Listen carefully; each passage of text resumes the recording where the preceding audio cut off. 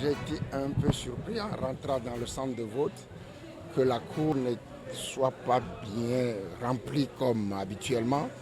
Mais dans le bureau de vote où j'ai voté, il y a quand même une petite file. Ailleurs, je ne ressens pas beaucoup d'engouement. C'est un peu préoccupant pour moi.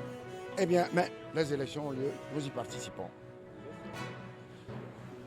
Serein, ouais, parce que nous avons fait l'essentiel, nous avons fait une bonne campagne.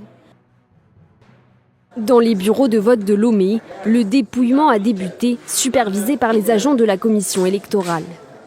Toute la journée de lundi, les électeurs togolais se sont rendus aux urnes dans le calme.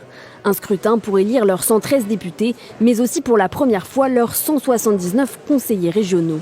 C'est l'une des nouveautés de la réforme constitutionnelle adoptée il y a 10 jours. C'est un devoir de voter, autant pour les législatives que les régionales. Il nous revient d'améliorer les choses, personne ne le fera pour nous.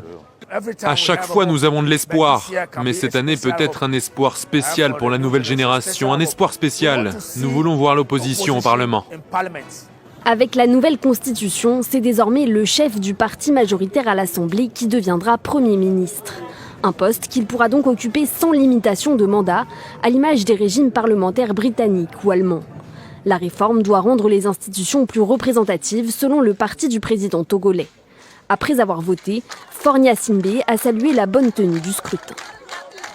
En me réjouissant du déroulement paisible du scrutin sur l'ensemble du territoire national, j'exhorte tous nos concitoyens à accomplir leur devoir civique dans la sérénité pour la consolidation de nos acquis démocratiques.